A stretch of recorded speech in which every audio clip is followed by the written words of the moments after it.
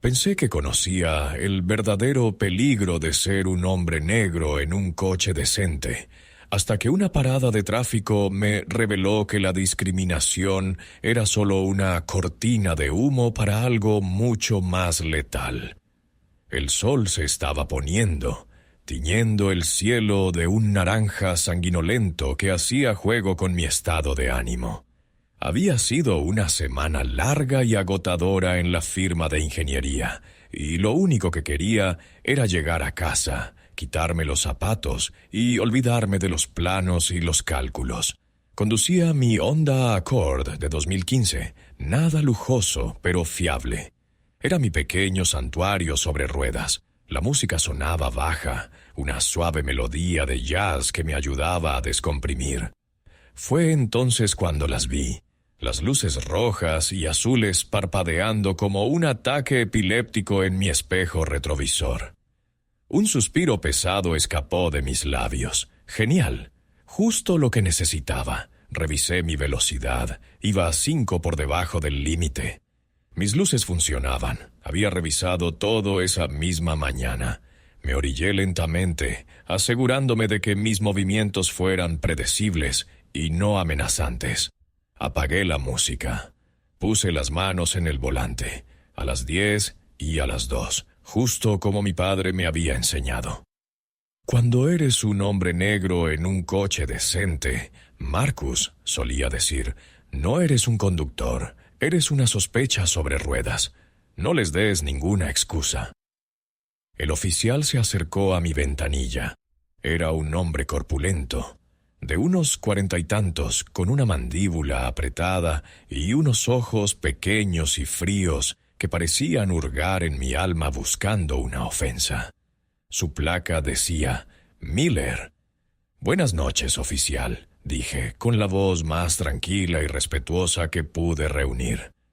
«Licencia y registro», espetó sin saludar. Su tono era cortante, como si mi mera existencia le ofendiera. Le entregué mis documentos, que siempre guardaba en un compartimento de fácil acceso en la visera. Los tomó y los examinó bajo la luz de su linterna con una lentitud exasperante. Marcus Thorne leyó en voz alta, arrastrando las palabras. «¿Es este tu coche, Marcus?» La pregunta me heló. «No, ¿es usted el propietario registrado?» Sino, «¿es tu coche?» La implicación era clara como el agua. «Sí, oficial, lo es», respondí, manteniendo mis manos a la vista. «¿Qué haces en este vecindario?», continuó, su mirada recorriendo el interior de mi coche. «Vivo a unas 10 manzanas de aquí. Vuelvo a casa del trabajo», expliqué. «Soy ingeniero en...» «No te pregunté tu biografía», me interrumpió. Se inclinó un poco más olfateando el aire. «Huele a marihuana». Mi corazón se detuvo. Era una mentira descarada y clásica. No he tocado esa cosa en mi vida. Era la excusa más vieja del libro. «Oficial, con todo respeto, eso es imposible. No fumo y no permito que nadie fume en mi coche». Él sonrió, pero fue una sonrisa sin alegría, llena de desprecio. «A mí me huele. Voy a tener que pedirte que salgas del vehículo. Vamos a echar un vistazo». «Oficial, no doy mi consentimiento para un registro de mi vehículo». «No tiene causa probable», dije, recordando las lecciones de derechos civiles que había estudiado en la universidad. Sabía que estaba en mi derecho, pero también sabía que afirmarlo podría ser la peor decisión de mi vida. La sonrisa de Miller se desvaneció, reemplazada por una máscara de furia. «Oh, ¿tenemos a un abogado aquí? ¿Uno de esos listillos que se creen que conocen la ley?» Se irguió y golpeó el techo de mi coche con la palma de la mano. «Tú no decides la causa probable. Yo lo hago. Ahora o sales por tu propio pie o te saco a rastras». Antes de que pudiera reaccionar, su mano estaba en la manija de mi puerta. La abrió de un tirón y me agarró del brazo. Su fuerza era brutal. Me sacó del coche, y me estampó contra el lateral, el metal frío contra mi mejilla. Mientras me ponía las esposas tan apretadas que sentí que cortaban mi circulación, llamó por radio. Necesito una unidad K9 en mi ubicación. El sospechoso no coopera. El pánico, frío y afilado, me atravesó. ¿K9? ¿Perros? Para una parada de tráfico inventada. Esto ya no era un acoso. Era una escalada deliberada hacia la violencia. La otra patrulla llegó en menos de 5 minutos. El sonido del ladrido del perro era aterrador. Un rugido gutural y agresivo que prometía dolor. Era un pastor alemán enorme, con los músculos tensos y los dientes al descubierto, tirando de la correa que sujetaba a otro oficial. Miller me empujó, haciéndome tropezar y caer de rodillas en el asfalto. Última oportunidad, abogado. ¿Nos dejas mirar en tu pequeño y bonito coche?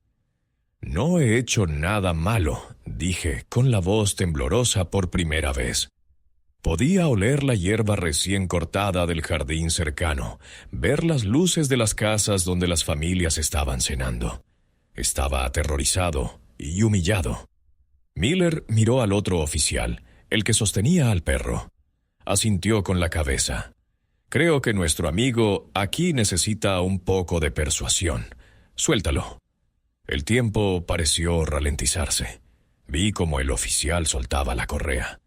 Vi los ojos del perro fijos en mí. No eran ojos de animal. Eran los ojos del odio de Miller, canalizados a través de una bestia. El animal se abalanzó. No hubo advertencia. No hubo oportunidad de prepararme. Solo un borrón de pelo y dientes. El dolor fue indescriptible. Como 1000 agujas al rojo vivo hundiéndose en mi pantorrilla y muslo al mismo tiempo. Grité. Un sonido agudo y animal que no reconocí como mío. El perro sacudía la cabeza, desgarrando la tela de mis pantalones y la carne que había debajo. Podía sentir la sangre caliente corriendo por mi pierna, empapando el asfalto. A través de una neblina de agonía, vi a Miller de pie, observando. No estaba tratando de detenerlo. Estaba sonriendo, disfrutándolo. Justo cuando pensaba que iba a desmayarme por el dolor, escuché el chirrido de neumáticos. Un tercer vehículo, un sedán negro, liso y sin marcas, se detuvo en seco justo detrás de las patrullas. Las puertas se abrieron antes de que el coche se detuviera por completo. Salieron 2 hombres vestidos con trajes oscuros impecables. No parecían policías. Se movían con una eficiencia fría y entrenada que helaba la sangre más que los ladridos del perro. Ignoraron por completo a los oficiales. Sus ojos, ocultos tras gafas de sol, a pesar de que ya casi era de noche, se fijaron en mí, retorciéndome en el suelo. Uno de ellos se llevó 2 dedos a un auricular casi invisible y habló con una voz tranquila y autoritaria que cortó el aire. Objetivo localizado. El paquete está comprometido. Repito, el paquete está comprometido. Inicien protocolo de extracción de emergencia. El mundo se convirtió en un torbellino de dolor y ladridos salvajes. La mandíbula del perro era un tornillo de banco que trituraba mi músculo y hueso. Grité de nuevo, un sonido ahogado por el pánico. Miller y el otro oficial simplemente observaban, uno con una sonrisa sádica, el otro con una indiferencia profesional que era casi peor. Para ellos yo no era una persona.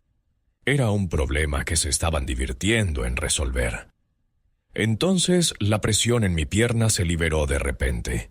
El pastor alemán soltó un quejido agudo, un sonido de dolor y confusión, y retrocedió cojeando, sacudiendo la cabeza como si un avispón se le hubiera metido en el oído.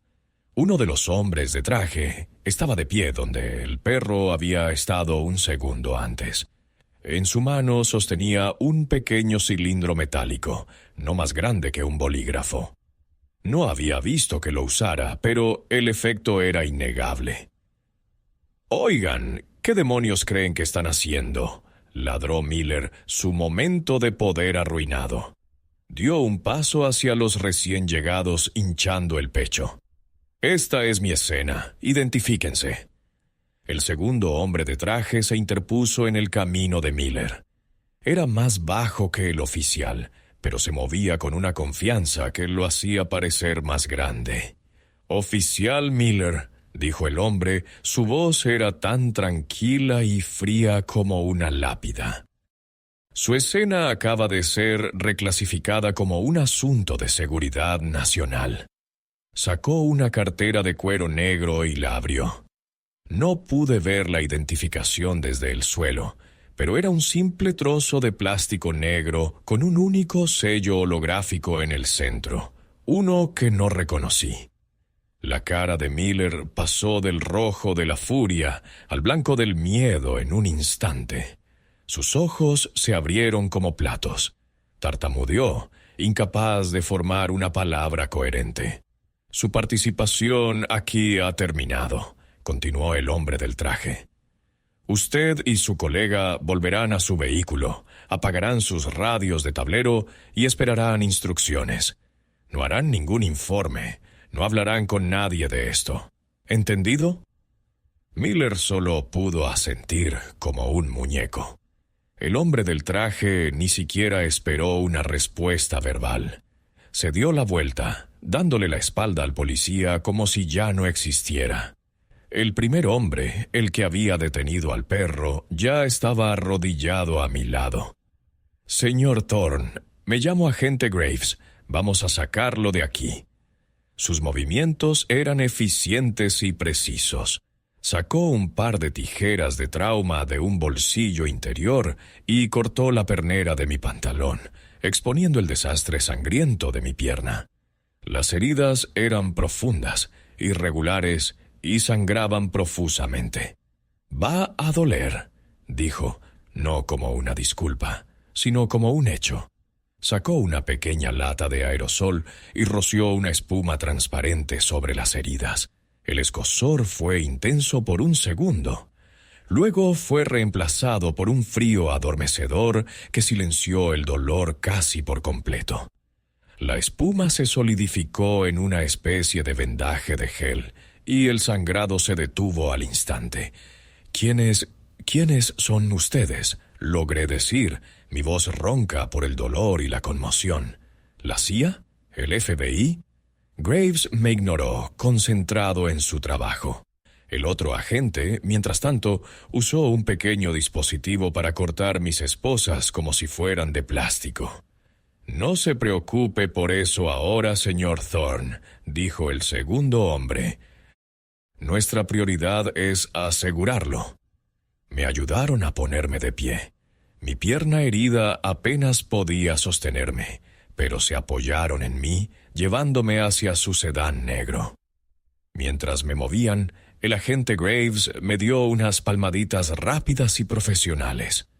No era un cacheo policial en busca de armas. Era algo diferente, más específico. Su mano se detuvo en el pecho de mi chaqueta de trabajo. Sentí un ligero tirón en el forro interior. «¿Qué es el paquete?», pregunté, mi mente luchando por encontrarle sentido a todo. «¿Qué está pasando?». Graves no respondió. Con 2 dedos sacó algo del forro rasgado de mi chaqueta. Era diminuto, más pequeño que una uña. Un pequeño disco de metal oscuro con una luz azul apenas perceptible que parpadeaba en el centro. No lo había visto en mi vida. No tenía idea de cómo había llegado allí. Graves lo sostuvo entre el pulgar y el índice, examinándolo bajo la luz intermitente de las luces de la policía que ahora parecían pertenecer a otra realidad. Miró a su compañero, y por primera vez vi una grieta en su fachada de calma profesional. Sus ojos reflejaban una urgencia repentina y alarmante. «Lo tiene», dijo Graves, su voz tensa. «Está activo». El otro agente miró por encima del hombro, escaneando la calle oscura detrás de nosotros. Su cuerpo se tensó. «Entonces, nuestra ventana se acaba de cerrar», respondió. Su voz era un susurro grave. «Tenemos que movernos. Ahora». Me metieron en el asiento trasero del sedán con una urgencia que me robó el aliento. La puerta se cerró con un sonido pesado y definitivo. Graves se deslizó en el asiento del pasajero mientras su compañero tomaba el volante. El coche salió disparado de la acera con una aceleración que me pegó al asiento de cuero. En el espejo retrovisor vi la figura congelada del oficial Miller, iluminado por las luces rojas y azules de su propia patrulla, una estatua de impotencia y confusión. «No entiendo», dije. Mi cabeza daba vueltas por el shock, el dolor adormecido y el torbellino de preguntas. «¿Qué es esa cosa? ¿Cómo llegó a mi chaqueta?» Graves se giró en su asiento para mirarme. Se quitó las gafas de sol, revelando unos ojos grises, agudos y sin emociones. «Señor Thorne, hace aproximadamente 6 meses, la firma de ingeniería para la que trabaja, Axiom Dynamics, fue contratada para un proyecto de defensa subcontratado. Específicamente, usted estuvo en el equipo que diseñó el sistema de refrigeración para una nueva matriz de servidores». Asentí lentamente. Recordaba el proyecto. Era de alto secreto, con muchas cláusulas de no divulgación. Nos dijeron que era para el Departamento de Energía. Sí, era para un centro de datos en Nevada. No del todo, dijo Graves. Era para un puesto de escucha de la CIA, uno de los más avanzados del mundo. Hace 3 semanas detectamos una brecha. Alguien en el interior había estado filtrando datos encriptados, fracciones de información, demasiado pequeñas para rastrearlas digitalmente. El traidor usaba un método de la vieja escuela, un punto muerto físico. Mi mente luchaba por seguir el ritmo. Un punto muerto, como en las películas de espías. Exactamente. El dispositivo que sacamos de su chaqueta es un transmisor de ráfaga de corto alcance, inerte hasta que se activa. Alguien en su empresa lo plantó en su chaqueta sin que usted lo supiera, probablemente en el perchero de la oficina. Estaba usando a un empleado de confianza con acceso al lugar, usted, como un mensajero involuntario. El plan era que usted pasara por una ubicación específica en su camino a casa, donde un agente extranjero activaría el dispositivo de forma remota y descargaría los datos en cuestión de segundos. Usted nunca se habría enterado. La comprensión me golpeó como una ola de agua helada. El oficial Miller, la parada de tráfico, empecé a decir. No fue una coincidencia, confirmó el otro agente sin apartar la vista de la carretera. El agente extranjero que debía recibir los datos era el oficial Thomas Miller. Creemos que fue reclutado durante unas vacaciones en el extranjero hace años. Nos enteramos de su implicación hace solo unas horas. Teníamos un equipo de vigilancia sobre él, esperando que hiciera su movimiento. El plan de él era simple y brutal: detenerlo, crear una confrontación, descubrir el dispositivo durante un registro ilegal y luego alegar que usted se resistió, justificando cualquier violencia necesaria para cubrir sus huellas. La brutalidad no era solo por crueldad, era una cortina de humo. Me recliné en el asiento, el mundo entero inclinándose sobre su eje. Mi vida, mi rutina, mi existencia ordinaria había sido un tablero de juego para espías y traidores. El racismo de Miller no era solo odio sin sentido.